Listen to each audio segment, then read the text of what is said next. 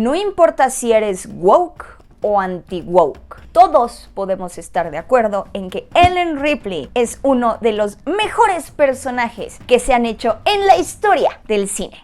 Esta cosa es real, hijo. El personaje, interpretado por Sigourney Weaver en 1979 para la película de Alien, es considerado uno de los grandes ejemplos de personajes femeninos fuertes que existen en la historia. Y todo mundo podemos estar de acuerdo que sin duda cambió algo, simbró algo en la cultura pop. Tan solo en este año, en 2024, Sigourney Weaver fue al Festival de Venecia y le preguntaron cómo se siente pues ser parte como de un legado de íconos feministas, dado que ahora Estados Unidos se encuentra en contención por las elecciones presidenciales y donde una de las figuras que salió de repente y que está causando conmoción es Kamala Harris, la candidata por el Partido Demócrata. Y Sigourney Weaver dijo así entre lágrimas que le parecía muy emocionante la idea de que Ellen Ripley de alguna manera impactó la percepción del mundo como para que ahora nosotros como sociedad podemos discutir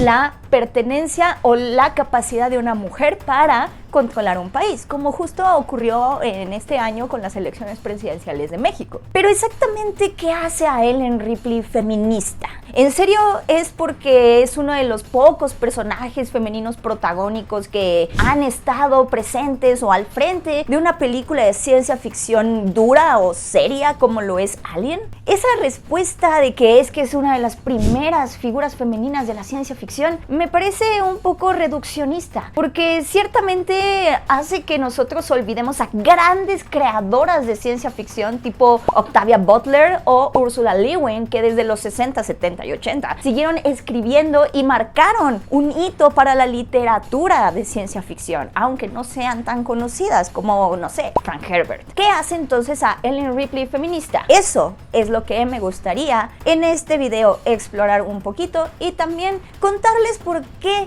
siento que dentro de una saga que de verdad tiene un testimonio que busca no solamente hablar de temas sobre posicionamientos feministas, de empoderamiento o fuerza, sino también una saga que intenta hablar sobre de dónde venimos, la creación, nuestras ideas o la idea de la religión, ¿por qué Alien Romulus me quedó a deber un poquito?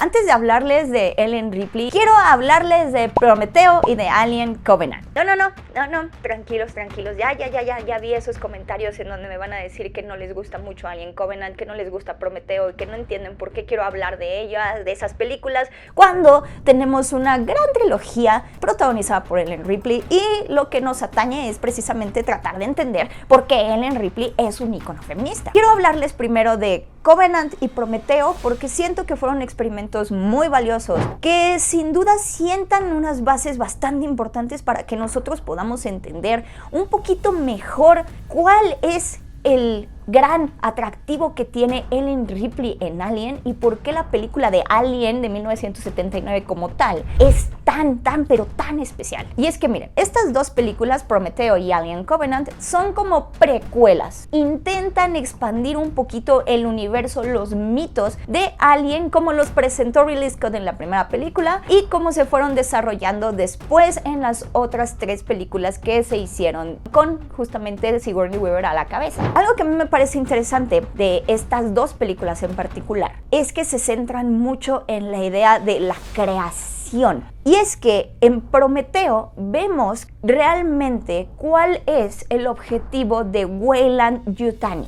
la gran corporación colonizadora para la que trabaja Ellen Ripley en 1979 y de la que realmente conocemos poquito. Sí vemos a través de Aliens y luego Alien al Cubo y luego Alien Resurrection, que es una corporación que de verdad quiere entender qué onda con los xenomorfos y qué utilidad puede tener para pues los ejercicios colonizadores que tiene la humanidad en el espacio. Y antes, cuando se estaba haciendo la saga de Alien, pues no se pensaba muchísimo más sobre las motivaciones de esta corporación malvada. Ni siquiera sabría decirles si malvada, porque pues solo es indiferente, como el universo. Y es que, volviendo a Prometeo, Realmente lo que quería Ridley Scott con esta película era darnos un origen, pero no solamente el origen de los xenomorfos, o no ni siquiera solamente el origen de Weyland-Yutani. Más bien quiere buscar cuál es el origen de la vida, cuál es el origen de la humanidad, quiénes nos crearon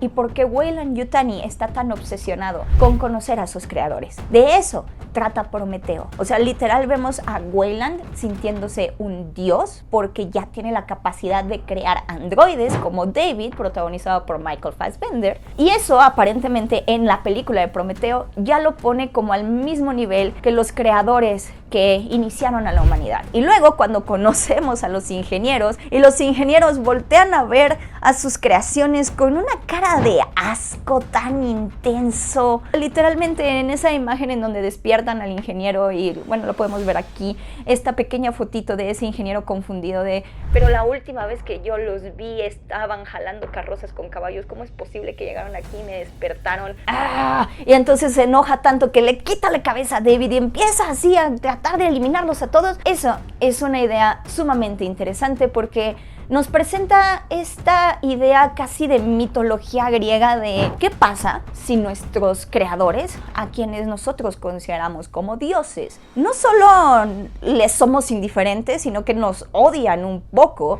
y quieren vernos destruidos. Esa es la gran pregunta que hace Prometeo y creo que a lo largo de la historia, Weyland, o muchos, más bien todos los personajes, se van dando cuenta de lo decepcionante que es el universo porque realmente no hay un significado. En la premisa de Ridley Scott, en la tesis de Ridley Scott de Prometeo, la humanidad existe simplemente porque es parte de una serie de experimentos biológicos que está haciendo otro ser, justo como lo está haciendo la humanidad con los androides. Pero algo que me parece tan interesante de Prometeo y Covenant es que también están protagonizadas por mujeres. En Prometeo, Elizabeth Shaw creo que es la metáfora o quien representa la inocencia de no saber exactamente qué es lo que hay detrás de nuestras creaciones. Y por creaciones me refiero a cualquier tipo de constructo social, ya sea el matrimonio o ya sea la religión organizada. En los primeros minutos de Prometeo vemos un flashback en donde Elizabeth está platicando, ella siendo una niña con su padre, sobre la muerte, porque ella ya experimentó la muerte de su madre. Y entonces hablan sobre tener fe, sobre creer que hay algo más allá. Y eso es algo que se interlapa o se bueno, no se traspapela, pero creo que más bien se interconecta con el viaje de Weyland, porque Weyland también tiene esta gran ilusión de conocer a sus creadores, de conocer a los ingenieros y de decirles, miren, ahora yo soy como ustedes porque ya también puedo crear vida.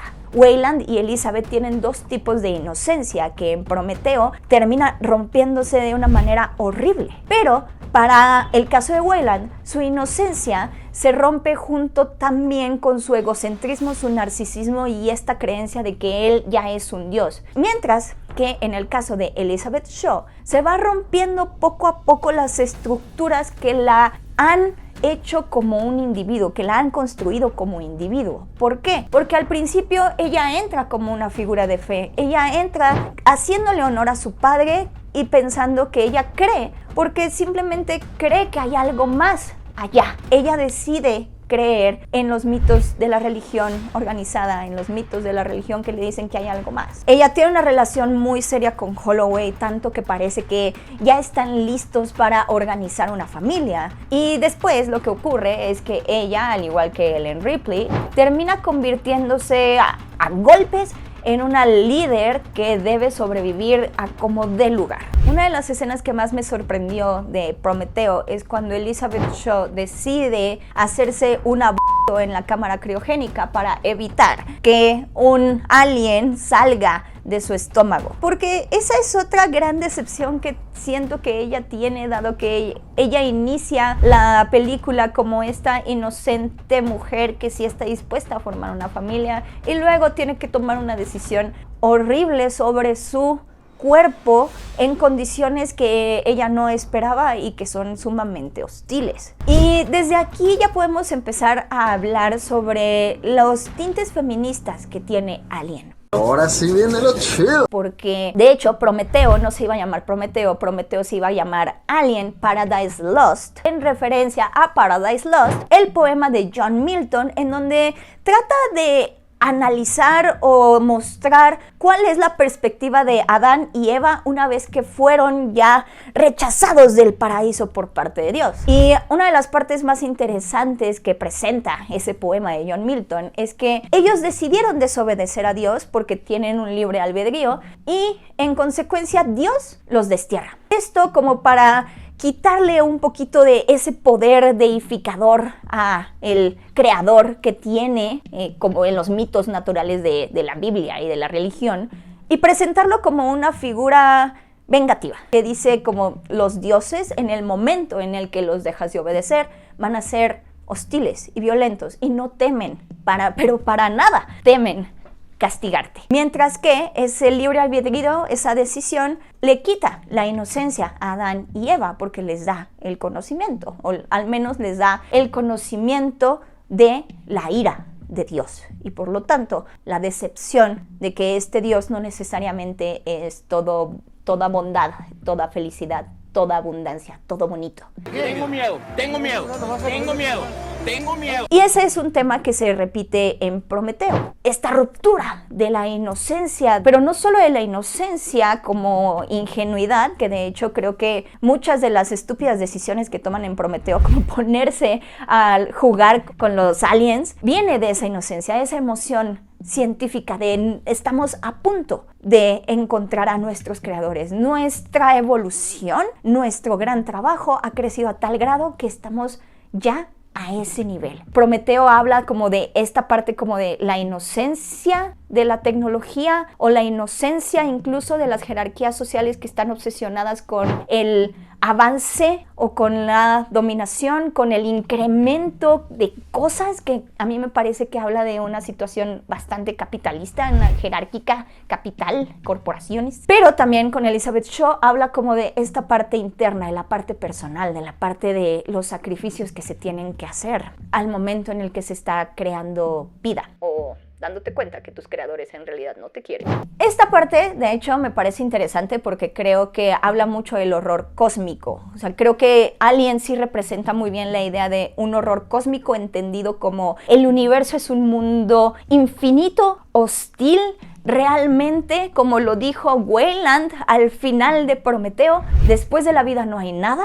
No hay nada más ulterior más que lo que estamos viviendo en estos momentos. Todo el espacio nos puede intentar matar y de hecho lo hará. Covenant de hecho continúa con estas ideas, creo que incluso un poco más morales porque continuamente la nave está decidiendo si va al lugar en el que está destinado a ir para llevar a los 2000 colonos que van a poblar ese pequeño planeta, o si va a ayudar a esa llamada de emergencia del planeta extraño en donde resulta ser David. Tienen como siempre estos dilemas del tranvía de ayudamos a los muchos o ayudamos a unos pocos, que creo que el oficial Daniels también enfrenta con mucha dignidad. Pero el problema es que repite mucho tanto la historia de Elizabeth Shaw como la de Ellen Ripley. Covenant me parece un poquito derivativa, pero no por eso tan mala. De hecho, creo que está padre esta idea de cómo se le implanta la idea a David de que la creación de cierta manera te hace cercano a un dios. Porque creo que David se vuelve un gran antagonista y al final si David representa a una corporación o a los intereses de la corporación, como en este caso Weyland-Yutani, el hecho de que haya utilizado los cuerpos de dos mujeres para hacer experimentos, creo que lanza un mensaje bastante intenso sobre la forma en la que las jerarquías sociales condicionan a las mujeres para someterse y por tanto someter sus cuerpos a los intereses de otras personas, sino que también me parece una crítica al consumismo capitalista que daña de diferentes maneras a todas las personas y que con las mujeres el daño suele ser a través del control de su cuerpo. O sea, ahorita ya tenemos todo ese bagaje como del horror cósmico y cómo la humanidad se enfrenta ante la infinita vaciedad del ser. En 1979, cuando Ellen Ripley protagonizó Alien, estábamos viviendo un momento bastante particular en la historia. Y es que por un lado, la lucha feminista ya llevaba más de 20 años. Y esto ya estaba generando algunos frutos. En Estados Unidos ya comenzaban a haber estadísticas sobre la fuerza laboral femenina. Ya cada vez estaba más consolidada o más normalizada la idea de que las mujeres necesitaban no solo puestos de trabajo, sino también luchar por condiciones laborales justas que fueran iguales a las de sus colegas masculinos. Esta lucha feminista se estaba consolidando en 1979. Pero, por el otro lado, en 1979 estaba pasando otra situación, y es que el comunismo, ideas comunistas, socialistas, entendidas como políticas públicas aplicables a las estrategias de un Estado, comenzaban a morir. Hay un libro que se llama Strange Rebels, en donde precisamente analiza todo lo que pasó en 1979, particularmente en Londres, en China, en Irán y en Polonia. Habla de cómo en casi todos estos casos en los que está atomizado el libro, comenzaron a virar las economías de ser una economía que planificaba de manera individual, digamos, en el territorio, ahora sí que cómo iba a organizar sus dineros, para pasar a una economía basada en los mercados financieros. Ese libro analiza cómo Margaret Thatcher logró que en Gran Bretaña se empezaran a eliminar no solamente un montón de sindicatos y un montón de prestaciones gubernamentales, sino que también logró incluir cada vez más al país en una economía más abierta. También habla de cómo Deng Xiaoping, el nuevo líder de China, hizo exactamente lo mismo en China, abriendo la economía a los mercados. E incluso habla de cómo la visita del Papa Juan Pablo II a Polonia fue un movimiento súper importante para empezar a romper con el gobierno comunista de una manera, pues, de ideología, porque entonces se estaba abriendo ese país cada vez más a las ideas de Occidente y por tanto a las ideas del mercado.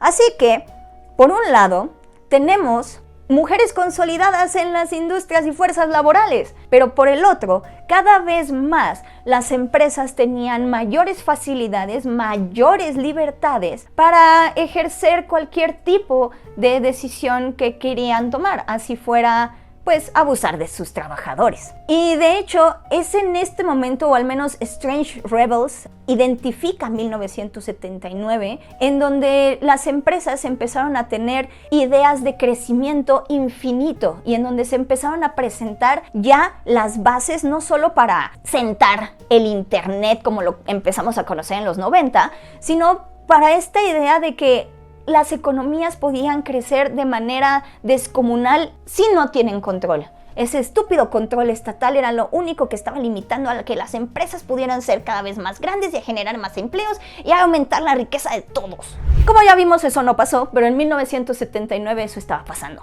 Y creo que Alien es una gran representación de estas dos fuerzas. Porque, sinceramente, en algunas entrevistas Ridley Scott había dicho que en un principio pensó en Ripley como un dude, pero que se centró tanto en el diseño del monstruo, y él de verdad estaba tan enfocado en el diseño del monstruo, que más bien intentó crear a un personaje que estuviera bien construido, y ya después fue que le presentaron dos opciones, que fueron Meryl Streep y Sigourney Weaver, y él solamente de verdad quería encontrar a la persona indicada, fuera hombre o mujer, y la persona indicada terminó siendo Sigourney Weaver.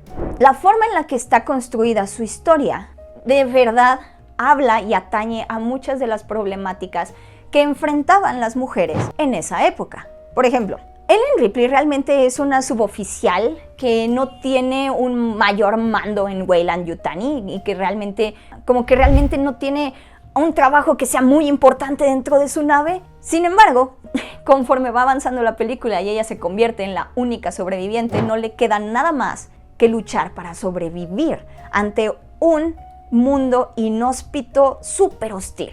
Que creo que una de las grandes cosas que tiene Alien también es esta habilidad de crearte un miedo horrible que no puedes entender. O sea, ese Space Jockey, ese esqueleto gigante que aparece, se ve tan descomunal, se ve tan monumental, se ve tan infinito, y de verdad Ellen Ripley se ve tan pequeña. El horror de saberse una pequeñísima parte de una cosa muchísimo más grande es muy abrumadora. Pero más allá de eso, la forma en la que la criatura acosa a Ellen Ripley en sus momentos más íntimos también comienza a atañer o a hablar de cómo las mujeres tienen que vivir con este tipo de hostilidad, ya sea en sus momentos más vulnerables. El hecho de que sea protagonizada por una mujer sin duda le da un valor todavía más fuerte a la idea de que este xenomorfo, que claramente tiene particularidades y detalles muy fálicos, nos hace hablar del abuso sexual, sin duda alguna. Pero también el hecho de que se refieran a los xenomorfos como reinas o como madres habla también de cierta manera de el miedo o lo horripilante que de repente se nos presenta la maternidad. De hecho, creo que Ellen Ripley en la primera película huye y rehuye de la maternidad. Bueno, no, también en la tercera película, cuando decide sacrificarse antes de tener ese bebé, habla de rehuir de la maternidad, de tomar el control de su cuerpo, de ella tomar la decisión de cómo quiere vivir y cómo quiere morir, ya sea sacrificándose a sí misma, pero también sacrificando los ideales de una corporación malvada. Esa es realmente Ellen Ripley, la que lucha por las personas vulnerables, como en Aliens, que trata de salvar a una niña inocente, o como en Alien 1, que trata de salvar al gato, pero posicionándose firmemente en lo que quiere y no quiere hacer. Creo que también es muy valioso que tanto en Aliens como en Alien 3 se esté dudando de la veracidad de los reportes de Ellen Ripley, porque creo que justamente también atañen sobre cómo las mujeres realmente son minimizadas y son relegadas a pesar de tener ya puestos de trabajo importantes o tener gran experiencia en un rubro determinado.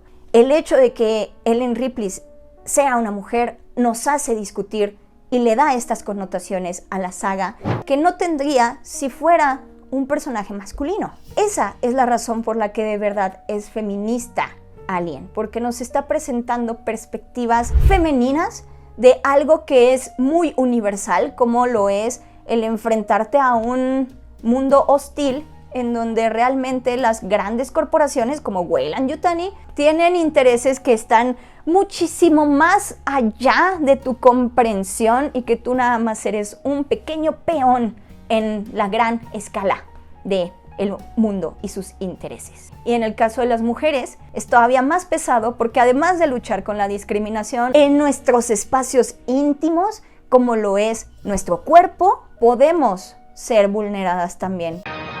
¡Ya basta, Freezer! Eso es realmente lo que hace a Alien una saga feminista, y por eso es tan interesante que haya una tradición de que haya personajes femeninos que sean siempre las caras de esta saga. Creo que fue un gran error dejar solamente Prometeo y Covenant con 2 películas. Creo que definitivamente le falta una trilogía como para cerrar, o incluso para explicarnos cómo se dan todos los eventos que el Nostromo va a investigar en la primera película. Algo que dejó como al aire Covenant es esta idea del peligro de los androides, ¿no? Al final de cuentas, David siente como estas ganas de convertirse él mismo en Dios y empieza a manipular cuerpos de mujeres, aunque también de hombres, para generar nuevos xenomorfos, ¿no? Nuevas criaturas. En Romulus creo que se retoma de nuevo la conversación, especialmente en esta época en donde claramente la inteligencia artificial es uno de los temas más controversiales del mundo,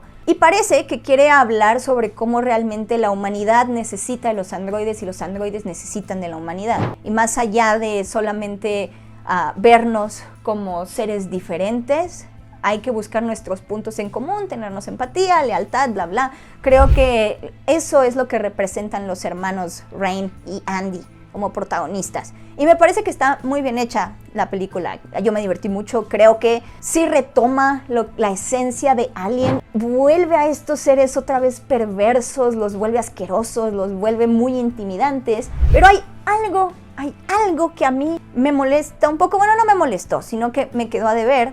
y es con el personaje de Isabela Merced. ¿Por qué? El hecho de que estuviera embarazada desde antes de encontrarse con las criaturas me parece una oportunidad desperdiciada. Y es que durante toda Alien, de verdad, todo Alien, todo momento, una mujer tiene que tomar la decisión de practicarse un aborto para quitarse al xenomorfo del vientre. Siempre hay algo así, siempre algo pasa así. O sea, de verdad, la onda de el poder decidir sobre nuestro cuerpo y luchar por tener esa libertad es algo que está presente en todo Alien. Pero entonces el hecho de que Isabela Merced esté embarazada, que no sepa de quién es, pero que quiera tenerlo, le da como una inocencia particular al personaje. Es que me emociona mucho que es literal el primer nacimiento que vemos de Alien, tal cual realizado por una mujer humana, en donde nace un híbrido horrible. Y creo que ese monstruo, o creo que el desarrollo, la evolución de ese monstruo pudo haber dado para muchísimo más. Incluso con el personaje creo que pudo haber dado mucho más. Porque no solo es el personaje que más vejaciones sufre por parte de las criaturas, porque le va muy mal a la pobre Isabela Merced. A ver, antes de ser infestada con esas criaturas, sino que una vez que nace, además de que tiene como la cosita esta negra que te dicen que es de la creación y la destrucción en Prometeo, creo que esa escena en donde su hijo la termina asesinando es muy poderosa, porque Isabela Merced no solo se ve aterrada, se ve muy triste, muy decepcionada, porque pues acaba de perder un hijo y su hijo en realidad resultó ser un monstruo que se la va a comer. Y eso es algo que a mí me pareció muy interesante, que pudo haber sido explorado de una mejor manera y que no lo se hizo porque nada más, ahora sí, se le dio más hincapié a la idea de una protagonista más fuerte, ya saben, bueno, fuerte en términos de, sí, fuerza, para mandar un mensaje sobre la necesidad de la empatía y la lealtad, aún cuando nos estamos enfrentando a nuevas tecnologías o cuando las tecnologías están comenzando a ser sensibles o conscientes. Pero pudieron haber hecho eso y a la par que esa mujer estuviera embarazada. O sea, creo que si ya estamos ahí, si ya nos van a presentar a este monstruo que da muchísimo miedo y que tiene un montón de implicaciones, no nada más dentro de la lectura de esta película, sino para la saga de Alien, porque sigue explorando esta parte como de la creación, pero la creación no vista como algo romantizado, bonito, que siempre va a salir bien, sino visto como algo que puede salir muy mal, que puede causar mucho miedo y que además puede haber sido hecho a través de la brutalidad, de la violencia. Creo que hubiera sido más interesante. Sin duda alguna, es un testimonio de por qué Alien es una gran historia feminista. Sigourney Weaver dice que está muy feliz de que Kamala Harris sea la candidata presidencial. Y Kamala Harris, uno de sus eslogans de campaña, y que ha sido repetido en internet incansablemente, es la idea de que nosotros no nacemos de árboles de cocos. ¿Esto qué quiere decir? Que nosotros no aparecemos de la nada, que no nacemos de repente. Venimos de una historia, venimos de ideas políticas, venimos de reconfiguraciones políticas, venimos de un Estado que tiene una visión, una estrategia de cómo se quiere ver. Y en ese sentido, el cine, el arte, siempre van a representar estas ideas y siempre van a ser una ventana para entenderlas mejor. Alien nació en un momento clave para no solo para el movimiento feminista, sino también para el desarrollo de una economía basada en empresas que tienen gran libertad para hacer lo que quieran y que ellas son las que rigen las fuerzas del mercado. En ese gran marco nace Ellen Ripley, una mujer trabajadora, clase mediera muy seguramente, que solo quiere sobrevivir y hacer lo correcto.